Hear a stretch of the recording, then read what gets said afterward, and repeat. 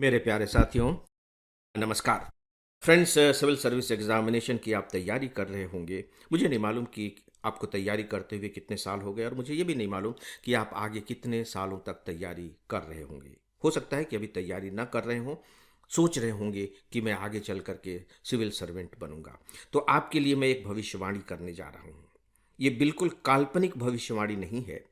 इसके केंद्र में कोई ना कोई बात तो है जिसकी मैं चर्चा करूंगा, लेकिन मुझे यह लगता है कि बहुत जल्दी वह दिन आने वाला है जब आप सिविल सर्विस का एग्जाम अपने परीक्षा हॉल में किताबें खोल कर दे सकेंगे, जिसे आप कह सकते हैं कि खुली किताब के साथ परीक्षा, ओपन बुक असेसमेंट कह लीजिए या ओपन बुक एग्जामिनेशन कह लीजिए। मेरी इस भविष्यवाणी को सुनने के बाद आपको कैसा लगा? आपने क्या महसूस किया? आपके दिल में खुशी हुई होगी ना? आपको लग रहा होगा, अरे अरे वो दिन कब आए यार, जब किताब खोल करके ही परीक्षा देनी होगी तो फिर वो परीक्षा रह क्या जाएगी। फिर तो हमें कुछ मेहनत करने की जरूरत ही नहीं होगी, फिर तो हम बड़े आराम से क्वालिफाई भी कर लेंगे। लग रहा होगा ना आपको ऐसा? और आप अगर मुझसे पूछेंगे कि सर आप इससे सहमत हैं या नहीं है, तो मैं कहूँगा कि इसे तो 50 साल पहले ही शुरू कर देना चाहिए था। शुरू करने में देरी हो गई। फ्रेंड्स, आपके लिए एक उपयोगी सूचना। हमारा फुल ऑनलाइन कोर्स है जिससे ऑप्शनल सब्जेक्ट को छोड़कर हम प्री, मेंस और इंटरव्यू तक की पूरी तैयारी कराते हैं।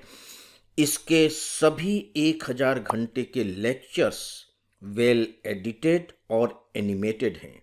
इसके जो 90% लेक्चर हैं मैंने तैयार किए हैं, और मैं स्पेशली बताना चाहूँगा कि हमने इसमें पढ़ाया नहीं है बल्कि समझाया है।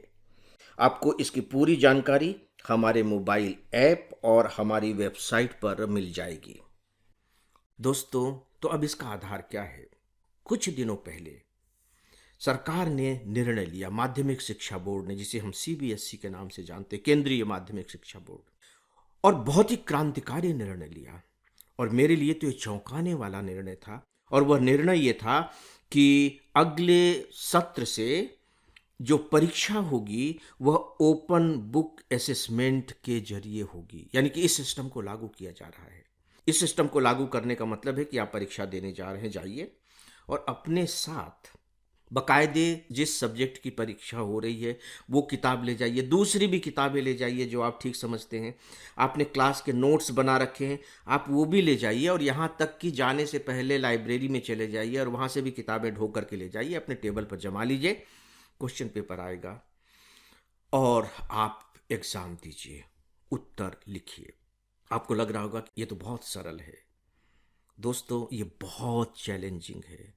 सबसे ज़्यादा चैलेंज सच पूछे तो इसी तरह की परीक्षाओं में होते हैं, और इस तरह की परीक्षा केवल 9वीं में ही नहीं, मुझे लगता है कि अभी तो 9वीं से इसकी शुरुआत की गई है।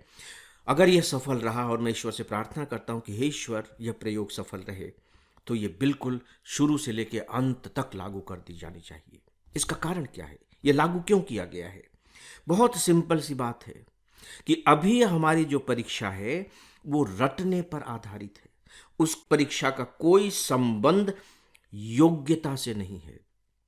उस परीक्षा का कोई संबंध शिक्षा से नहीं है, सीखने से नहीं है। और उस परीक्षा का कोई संबंध, या उस पाठ्यक्रम का या उस अध्ययन का कोई संबंध हमारे वास्तविक जीवन में ज्ञान के प्रयोग से नहीं है। क्या आप मुझे बता सकते हैं कि आपने अगर पॉलिटिकल साइंस पढ़ा है तो उसका आप अपने जीवन में कैसे प्रयोग करेंगे?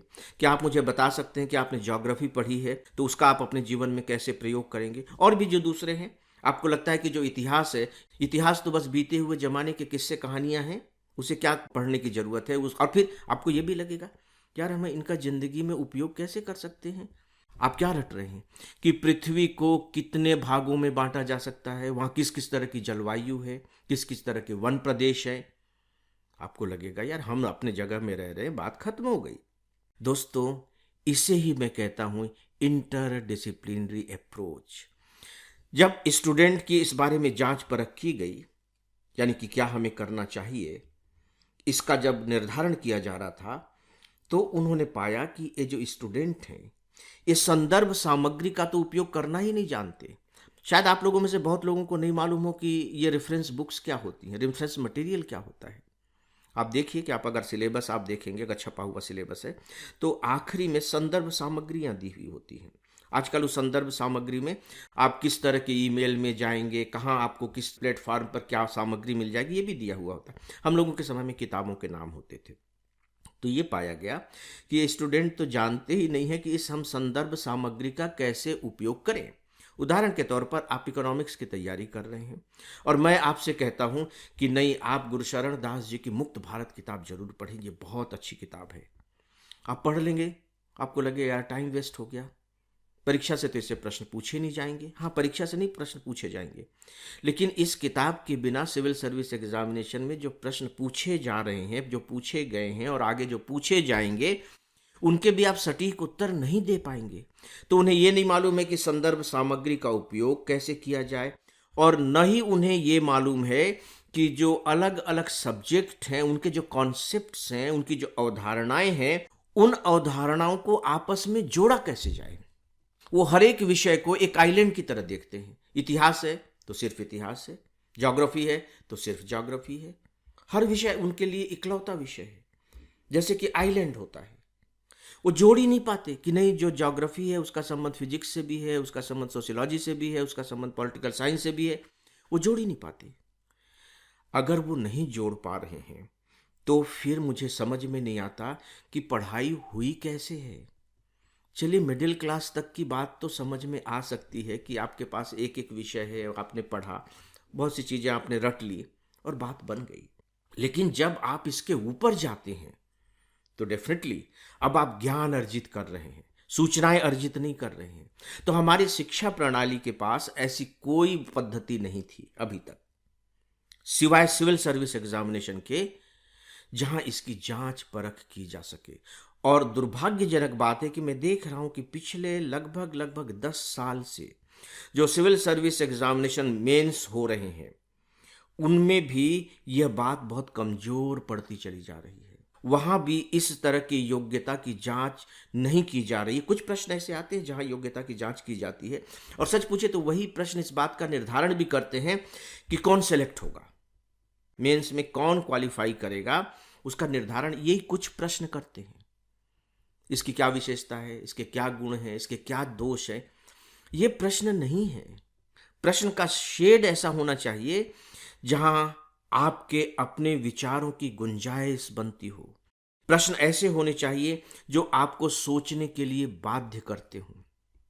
दोस्तों, यही कारण है कि आज सिविल सर्विस एग्जामिनेशन में एक बहुत बड़ी चुनौती जो सब्जेक्ट बन चुकी है वो है ऐसे राइटिंग। ऐसे राइटिंग, बहुत कम लोगों को ऐसे लिखना आता है, और किसी को भी इस बात का भ्रम नहीं है कि मुझे ऐसे लिखना नहीं आता। और उन्हें लगता है कि हम बहुत अच्छा ऐसे लिखना जानते हैं, हमने बहुत अच्छा ऐसे लिख दिया है। इसलिए क्योंकि ऐसे लिखा कैसे जाना चाहिए, ऐसे में किन किन बातों को शामिल किया जाना चाहिए, उनको मालूम ही नहीं है। और मालूम इसलिए नहीं है क्योंकि उन्होंने दूसरी बातें पढ़ी नहीं है, दूसरी किताबें नहीं पढ़ी हैं, संदर्भ रेफरेंस बुक नहीं पढ़े हैं। और जब नहीं पढ़े हैं तो उनके दिमाग में कंटेंट आएंगे कहाँ से। यहां तक कि बहुत से प्रश्न ऐसे होते हैं प्री एग्जामिनेशन तक के कि आपका सिर चकरा जाएगा। और मैं दावा करता हूं कि यदि मैं आपको उस सब्जेक्ट की किताबें दे दूं और आपकी पसंद की किताबें दे दूं, तब भी आप उनके उत्तर नहीं दे पाएंगे, बिल्कुल नहीं दे पाएंगे। आपको समझ में नहीं आएगा। हाँ, ये टॉपिक तो है, किताब में भी है, लेकिन ये प्रश्न कहां से पूछ लिया गया है। प्रश्न भी टॉपिक से है, ऑप्शन ये क्या है समझ में नहीं आ रहे, ना ऑप्शन समझ में आ रहे हैं, ना प्रश्न समझ में आ रहे हैं। जब प्रश्न और ऑप्शन ही समझ में नहीं आ रहे, उन्हीं पर आपका कमांड नहीं है, तो फिर आप उत्तर अच्छे तरीके से दे कैसे सकेंगे? नहीं दे सकेंगे। और यही चैलेंज फिर आता है इंटरव्यू में। लोगों को लगता है कि अरे मुझसे 15 क्वेश्चन पूछेगा इंटरव्यू में और उसमें से मैंने 12 के उत्तर दे दिए, 10 के उत्तर दे दिए, तो मेरा इंटरव्यू बहुत अच्छा बना। ऐसा नहीं होता है दोस्तों। इंटरव्यू में आपकी इन्हीं बातों को देखा जाता है कि जो कुछ भी आपने पढ़ा है उसे आपने पचाया कितना है। यानी कि किताबों से जो आपने इन्फॉर्मेशन ली है, उन इन्फॉर्मेशंस को आपने कितने नॉलेज में तब्दील किया है, और नॉलेज में तब्दील करने के बाद आपने अपना कोई विजडम डेवलप किया है या नहीं किया है। यानी कि आप उस विषय पर खुद के कोई विचार रख पा रहे हैं या नहीं रख पा रहे हैं। ये बहुत बड़ा चैलेंज होता है। लेकिन अनफॉर्चुनेट पार्ट है कि सिविल सर्विस एग्जामिनेशन की तैयारी करने वाले बहुत कम स्टूडेंट इस बात को समझ पाते हैं। और सच्चाई ये है कि जो इस बात को समझ लेते हैं वही इस एग्जामिनेशन को क्वालिफाई भी करते हैं। तो इसलिए दोस्तों, यदि कुछ सालों के बाद मेरी यह भविष्यवाणी सच होने वाली हो या हो जाए कि ओपन बुक एग्जामिनेशन होने जा रहा है, तो आप इसे सरलता और सहजता से मत लीजिएगा, बल्कि एक नई चुनौती मान करके चलिएगा जो सिविल सर्विस एग्जामिनेशन आपके सामने पेश करने जा रहा है। तो फ्रेंड्स, इस विषय पर बस इतना ही। इसी के साथ ही अब आज के इस डेली ऑडियो लेक्चर को यहीं समाप्त करता हूँ। नमस्कार।